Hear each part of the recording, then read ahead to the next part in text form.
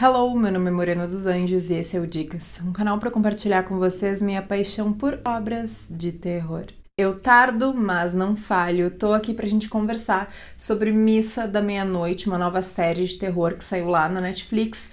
Eu sei, a gente tá retomando o ritmo do canal aos poucos, tenham paciência comigo, por favor, mas agora a gente vai conseguir manter o ritmo deles. Eu prometo. Eu sei que você já deve ter visto várias coisas sobre essa série nessa altura do campeonato, né? Ela estreou já faz um tempinho, mas fica aí que a gente vai dar uma boa conversada. Antes de a gente começar, se você não é inscrito, se inscreva, deixe o like logo no comecinho, porque isso já ajuda na divulgação. O YouTube entende que o vídeo é relevante e manda para as pessoas. Feito isso, bora falar de terror.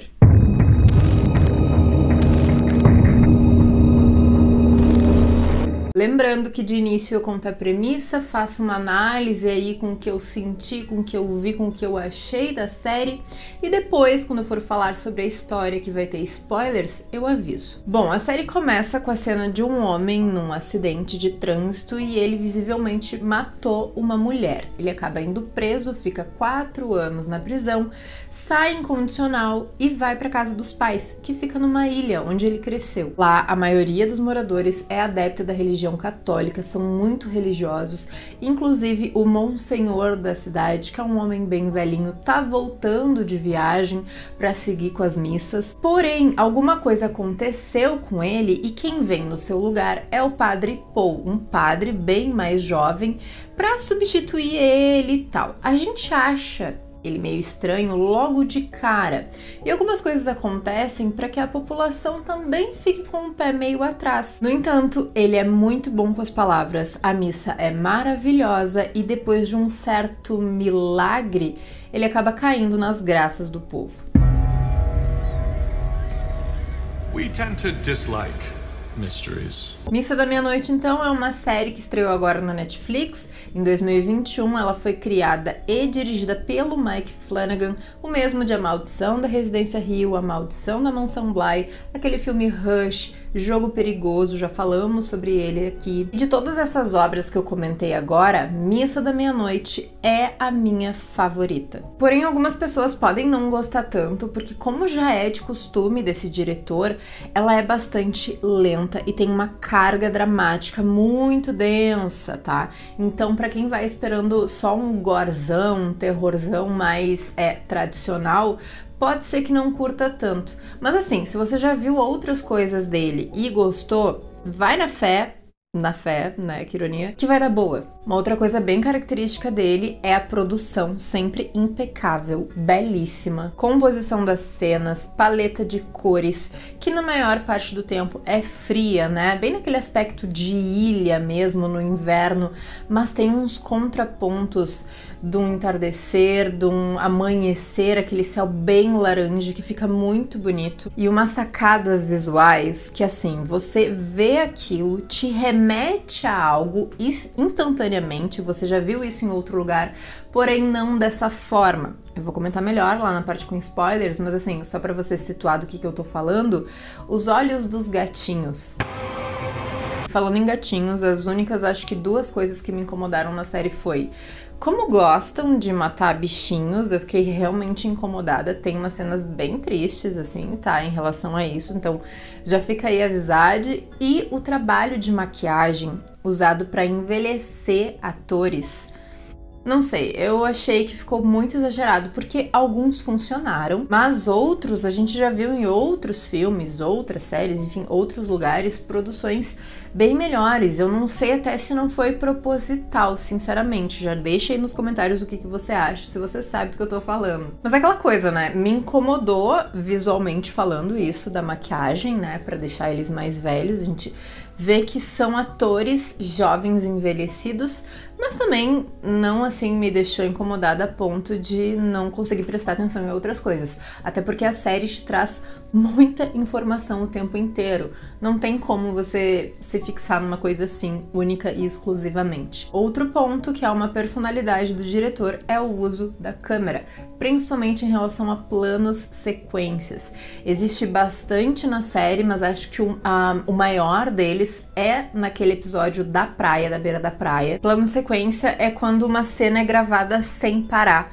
tá? E essa da praia é realmente bem longa, eles ficam conversando por muito tempo e a câmera vai só seguindo os personagens, né, ali por aquele ambiente, por aquele cenário. Esse artifício ficou muito conhecido por ele lá na Maldição da Residência Hill, naquele momento que falta luz na mansão, que é também do velório, né? Então é bastante tempo sendo gravado sem corte. Tem momentos que a gente vê a cena em primeira pessoa, como se nós fôssemos o personagem, que não é uma coisa muito usada nesse tipo de produção, então fica diferente, a gente não espera. E um uso do foco e desfoque bem exagerado para dar ênfase em alguma coisa que eu achei muito interessante e gostei bastante. Sobre o drama, cada personagem tem o seu e tem várias camadas. Eles vão se entrelaçando através das suas conversas, tudo é muito conversado, inclusive, e essas conversas são bastante profundas, rola até papos existenciais, tipo assim, o que existe após a morte e qual tipo de morte? Que não é uma coisa simplesmente jogada ali, vai fazer sentido com o todo. E lógico que para toda essa relação,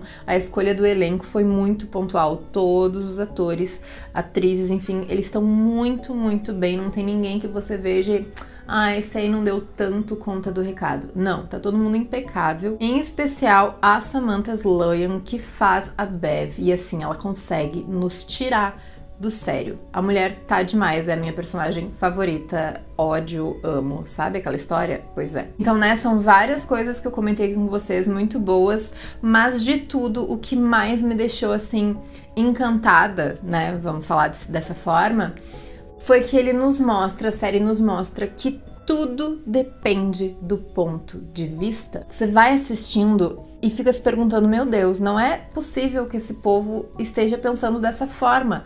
Mas aí, quando essa forma é relatada, é explicada pelos personagens, você até consegue entender por que eles estão agindo assim. E também trazer ali, vamos dizer, não digo uma história padrão clássica, mas elementos de histórias clássicas de terror, tá? Vou falar assim pra não dar tanto spoiler, de uma forma com outro ponto de vista, um que você nunca imaginou que pudesse ter. Então eu gostei bastante de Missa da Meia-Noite, ela é lenta, bem dramática, mas o terror, ele vem com força. E essa história toda que abrange a série me impressionou, me encantou, gostei demais. Who are you? Bom, agora eu vou falar um pouco sobre a história. Eu sugiro você pausar o vídeo, assistir a série e voltar aqui depois, mas se quiser continuar, fica à vontade. Daí assim, por óbvio, eu não vou dar 1 milhão de detalhes, porque é uma série, senão a gente vai ficar aqui até amanhã de manhã, né, conversando sobre, e eu vou morrer editando esse vídeo. Mas eu vou dar um geralzão, passar pelos pontos principais de cada episódio, e aí a gente consegue dar uma conversada sobre coisas que eu não consegui falar lá na parte sem spoiler. Então tá, o primeiro episódio é o livro Gênesis. A gente é apresentado ao Riley, tá? Que é este homem que acaba atropelando, ou ele bate no carro da mulher e ela acaba morrendo, ele vai pra prisão. E logo na prisão, na primeira noite de sono, ele já enxerga ela toda machucada com os vidros ali no rosto. Então já é uma coisa bem pesadelo, mas alucinação ao mesmo tempo, uma cena bem interessante já de cara. E ele vai tendo essa visão ao longo dos anos, inclusive depois que vai pra ilha, volta pra casa dos pais 4 anos depois incondicional. Nessa ilha, como eu comentei, a maioria das pessoas é bastante religiosa, inclusive a família do Riley. E tem a Bev, que é uma mulher super religiosa, né? Ela atua dentro ali da capela mesmo. E tem a chave da casinha que fica atrás da igreja, dessa capela, do Monsenhor, esse senhorzinho, né, que tá voltando de viagem pra retomar ali as missas na ilha. Porém, quando ela entra na casa pra, né, ajeitar as coisas ali pra ele e tal, ela vê que tem outro homem ali, o Padre Paul. E assim, antes disso, nós temos a cena dele chegando, uma cena de cima bem legal, ele chegando nessa casa arrastando um baú gigantesco preso por um cadeado e provavelmente tem alguma coisa ali dentro um tanto quanto suspeita, né? Ok, é domingo, começa a missa, todo mundo fica desconfiado, que padre é esse, né, que chegou aí, inclusive a Bev, o que nos faz ficar mais desconfiados ainda, tá? Porque ela é super religiosa, mas ele explica que o Monsenhor ficou doente, tá se tratando e que ele tá ali pra substituí-lo até que fique tudo bem e ele volte. À noite, noite, nós já tínhamos um aviso de tempestade, então todo mundo ali cuidou das suas casas para não dar muito problema. Ela começa e o Riley vê pela janela um cara com as vestes do Monsenhor, que era um chapéu que ele usava e um sobretudo, andando na beira da praia. Ele sai correndo achando que é esse senhor, imagina, no meio da chuva, mas ele sai correndo e, enfim, se perde pelo caminho e não encontra ninguém. O dia amanhece com vários gatos mortos na beira da praia. Episódio 2 é o livro 2, Salmos, que nós temos esse plano sequência gigantesco que é da galera vendo aqueles animais mortos ali, dá uma dosinha, e conversando sobre o que precisa ser feito e tal, e é bem longo. Os gatos estão como? Com o pescoço quebrado e um machucadinho, ou seja, eles não morreram simplesmente por envenenamento ou afogados, algo realmente matou eles, nós já ficamos com o pé meio assim. Eles resolvem o que precisa ser feito e nós temos uma médica nessa ilha, que é a Sarah, tá? A doutora. A mãe dela tá bem idosa, já assim, acho que com demência até. E é essa mulher que tem uma maquiagem que eu acho muito feia, gente, exagerada mesmo, de envelhecimento, tá? Não acho que funcionou. Porque, enfim, como eu comentei, outros atores também têm, inclusive os pais do Riley, estão envelhecidos, mas eles funcionaram muito melhor do que ela. Enfim, o padre vai até a sua casa, porque ela não tá podendo ir na igreja e ela é muito religiosa, pra, né, fazer a missa só com ela, dar o corpo de Cristo, o sangue de Cristo. Porém, quando essa senhora olha pra ele, acha que é o Monsenhor, e ele olha pra ela com uma cara de que já conhece. Enquanto isso, nós temos uma visão em primeira pessoa de algo voando sobre a ilha e entrando numa casa. Mais adiante, tem um cara que trafica ali, acho que maconha pros meninos da ilha, e tá passando na frente dessa casa onde essa coisa em primeira pessoa, que a gente não viu a coisa, né? Nós éramos a coisa. Entrou, passa na frente dessa casa,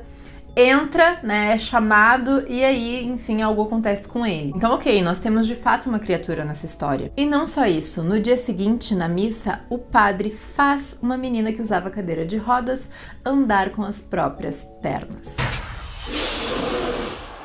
Episódio 3, livro 3, Provérbios. Uma loucura dentro daquela igreja, todo mundo emocionado, chocado, a guria tá andando com as próprias pernas, mais pessoas querem seus milagres, curar as suas doenças, mas o padre passa mal, vai pra casa e gospe sangue. Aí nesse episódio nós temos uma coisa muito interessante. O xerife é muçulmano, ele e o seu filho. Ele fica bastante incomodado porque na escola, que é uma escola pública, estão distribuindo bíblias pros alunos. E o filho dele não é católico. E ele explica que o problema não é a Bíblia em si, mas sim o fato de tentar impor uma religião às pessoas. E que se ele estivesse distribuindo o Alcorão para todo mundo, muitos se ofenderiam. Mas a Bev, aquela insuportável, consegue dar a volta na situação e é super intolerante religiosamente. Ok, mais tarde o que acontece e a gente fica chocado. O padre entra na sua casa, convulsiona e morre. Quem presencia? A Bev, um cara que é tipo um zelador, vou chamar ele de zelador da ilha, tá? O prefeito e a sua esposa, que são os pais da Lisa, a menina que andava de cadeira de rodas. Corta para um flashback do Monsenhor na sua viagem, dentro de uma caverna, e no canto simplesmente aparece um bicho que é assim, ó, um demônio, né? Não dá pra dizer que é outra coisa. Ele tem umas asas enormes, morde o Monsenhor, suga o seu sangue, depois dá o próprio sangue pro Monsenhor beber. E aí, quando ele acorda, tá jovem e é, lógico, o padre, né? Já dava pra sacar mais ou menos que o Monsenhor é o padre ali, Paul, mais jovem, enfim. Mas aí o que acontece? O padre se ajoelha na frente do bicho, chama ele de anjo, bota dentro daquele baú com terra, vamos lembrar aí da história do Drácula, e leva pra ilha. Voltamos pro momento em que o padre convulsiona e morre, e aí ele acaba acordando. Então, assim, ponto de vista, aquilo lá não é um anjo de Deus, né, gente? Aquilo lá é um vampirão. Mas como o padre simplesmente retoma a sua vida jovem depois que o bicho morde ele, do seu ponto de vista e a sua fé cega, aquilo foi um milagre divino. Episódio 4, livro 4, Lamentações. Nessa ilha nós temos uma moradora que é a Erin. Ela é uma ex-namorada da adolescência do Riley, tá? E ela tá grávida. Porém, quando ela vai se consultar com a doutora, com a Sarah, não tem bebê nenhum.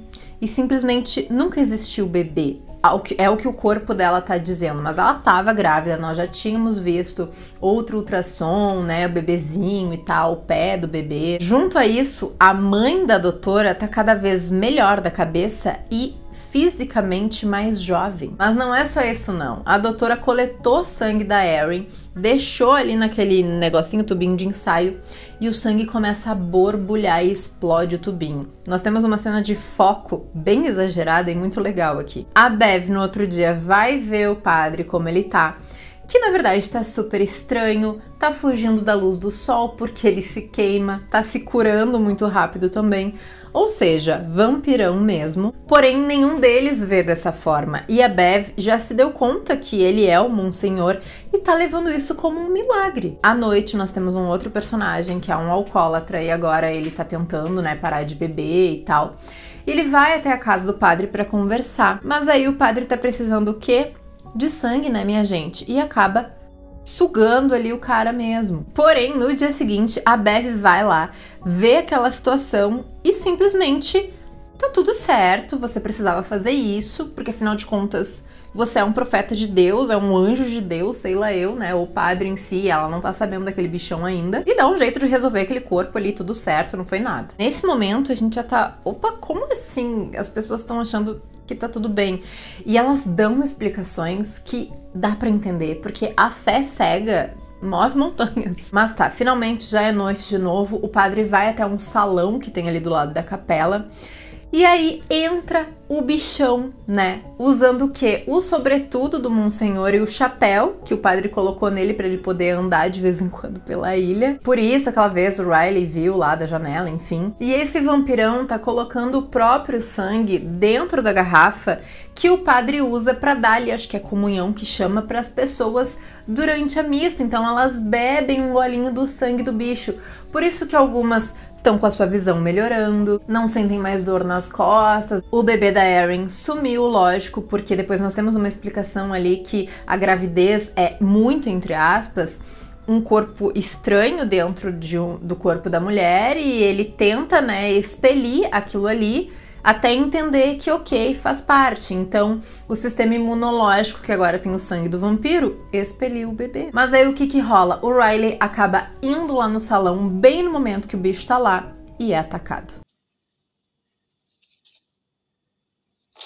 Episódio 5, livro 5, Os Evangelhos, nós temos a informação de que as missas agora serão à meia-noite. Lógico, o padre não tá podendo ir pro sol, né? Daí nessa primeira missa, a mãe da doutora consegue ir, porque já tá assim, bem rejuvenescida, todo mundo fica muito impressionado. Mas o padre tá com uns papos muito estranhos, uns papos de exército de Deus. E aí quando acaba a missa, a mãe da doutora sai e fala pra ela: você nunca mais vai voltar aqui, essa não é a minha igreja. Depois disso, nós vemos o Riley indo até a casa da Erin. Eles pegam um barquinho porque ele precisa conversar com ela e vão até o meio da água, ali perto da costa. É então que nós temos um flashback do que rolou quando ele foi atacado. O padre tá com os olhos de quando... Sabe quando bate o flash à noite e fica brilhosinho? Igual dos gatos lá no início quando aparecem no escuro, que é pra mostrar que de fato ele não é mais humano, ele é um vampiro. Então ao invés de usar uma lente azulada ou branca ou vermelha, não, é esse efeito meio de flash. Eu gostei muito disso. Daí, minha gente, o que acontece é que o Riley foi transformado também. E nós temos a conversa mais doida dessa série toda, eu acho, porque é uma loucura o que aquele padre fala, o que a Bev quando chega fala pro Riley. Mais uma vez, tudo depende do ponto de vista. Eles falam que Deus não quer que todos morram, por isso ele tá dando essa segunda chance. O padre fala como sentiu graça quando matou o bebum lá, aquele que ele precisou se alimentar, que muitos profetas de Deus precisaram matar e que ele não sente remorso. Como o Riley sente remorso quando matou aquela mulher num acidente. Inclusive o Riley acaba falando que tem inveja dele, porque afinal de contas, num acidente até hoje ele carrega isso, até hoje ele vê aquela mulher. E o padre tá muito bem, porque viu aquilo como um sinal de Deus. Daí a Bev, que tá sempre citando frases bíblicas, comenta: minha carne é comida, meu sangue é bebida, como Jesus Cristo diria. Enfim, é o que esse bicho tá proporcionando. E gente, é assim, ó, uma loucura. E mais, o padre deixa o Riley sair dali, A contragosto da Bev, tá? Que achava que ele tinha que ficar trancado lá dentro um tempo, e neste ponto eu concordava com ela. E ele comenta que quando ele sentir fome vai ser quando ele tiver que se alimentar e que Deus vai estar ali cuidando e ele vai sentir em volta da pessoa que vai ser o alimento dele, que ele vai precisar transformar, ou enfim, uma áurea, né, divina. Voltamos para a cena do barco, que é ele contando toda essa história pra Erin. Ela tá incrédula, achando que ele tá de fato precisando de ajuda, outro tipo de ajuda, né, psiquiátrica mesmo. E aí ela pergunta por que ele levou ela pra ali, pra um lugar onde ela não tem, né, pra onde correr. E ele fala que na verdade ele levou ela pra ali pra ele não ter pra onde ir. Tá amanhecendo. E ele acaba morrendo ali em chamas. E, gente, pensa, né? Ele faz aquilo. Antes ele fala pra ela, vai embora daqui, pega tuas coisas, tenta levar minha família. E é isso, não tenta ajudar as pessoas. Mas é lógico que ela não vai fazer isso, né? Vai fazer o total contrário. E uma outra coisa que eu não comentei é que quando ele sai de dentro daquele salão, tudo que é iluminado fica... com a luz, parece que sai do objeto, sabe? A beira do mar tem toda uma luz diferente, é muito bonito. Episódio 6, livro 6, Ato dos Apóstolos. A Erin volta pra ilha catatônica, vai falar com a doutora, comenta tudo o que aconteceu e a doutora mostra pra ela o sangue da mãe que ela coletou, que assim como o da Erin daquela outra vez, tá queimando no sol, tá explodindo ali o negocinho. Elas se dão conta de que foi por isso que o bebê sumiu, então elas meio que acreditam, né? A Erin tá acreditando 100%, né? Mas assim, a doutora e a mãe dela acreditam mais ou menos no que tá rolando. O padre, quando o Riley não volta, não sabe que ele tá morto, sente que ele os abandonou, a Bev o compara a Judas. A Erin, a doutora e a sua mãe vão até o cais para pegar o barco e ir embora pro continente pedir ajuda. Não conseguem porque o barco tá, entre aspas, fazendo reparos. E a grande verdade é que o padre, a Bev, o zelador, o prefeito e a sua esposa estão arquitetando porque à noite vai ter a vigília de Páscoa e é o momento que eles vão transformar todo mundo e contar o que está acontecendo. Então eles desligam a energia da ilha, tiram os barcos e ok, é chegado o momento da missa, tá praticamente todo mundo lá dentro e o padre fala, conta sobre esse anjo, uma bênção, um milagre. O bichão entra fardado com uma túnica. E eu achei esse momento só engraçadíssimo, na verdade. Porque imagina, entra um vampirão todo ali com as vestes católicas, né? Como se fosse realmente um anjo. Ele realmente aceitou esse personagem. E eles fazem o quê? Entregam veneno para as pessoas. O zelador serve de exemplo, toma o veneno, morre e acaba revivendo um tempo depois. Por quê? Porque todos eles já tomaram o sangue do bicho nas outras missas. Todo mundo começa a beber, só quem não bebe é o xerife, que, lógico, se beber vai morrer porque ele não tem o sangue do bicho no corpo, ele nunca tinha ido na missa. A Lisa, a menina que era da cadeira de rodas, também não bebe. O irmão mais novo do Riley, a Erin, a doutora e a mãe da doutora acaba sendo pega pelo bicho e é transformada de fato. E esse episódio é assim, correria, nem dá pra eu explicar muito porque tem que assistir mesmo. Então a gente já vai pular pro episódio 7, que é o livro 7, Apocalipse, é o último da série. A mãe da doutora, que foi diretamente atacada pelo coisa ruim, acorda e agora ela tá super jovem, né? Mais jovem até que a filha. Ela e o padre começam a conversar e nós entendemos que eles tiveram, né, uma relação no passado. E a Sarah é filha dos dois. Fora dali tá geral atacando todas as casas, as pessoas que não foram na missa e são humanas, estão servindo de alimento. É uma correria assim, ó, uma loucura. A Bev, na sua loucura, resolve tacar fogo em tudo, porque agora vai ser como um novo dilúvio, o fogo será como um novo dilúvio e a igreja vai ser a arca. A doutora e a Erin se dão conta de que a ideia deles é transformar todo mundo ali e depois ir pro continente, então elas botam fogo nos barcos. O padre já tá achando tudo aquilo muito errado, né? A história se distorceu, não era esse o seu propósito. A Bev, que também já tá transformada, ela começa a selecionar as pessoas que podem ser salvas, as outras vão ficar ali ao vento, à luz do sol para queimar. O padre se indigna, bota fogo na igreja, o bicho pega a Erin e enquanto ele tá ali comendo ela, e o momento em que o bicho tá se alimentando, ele não presta atenção em nada, tá? Isso aparece umas 2 vezes.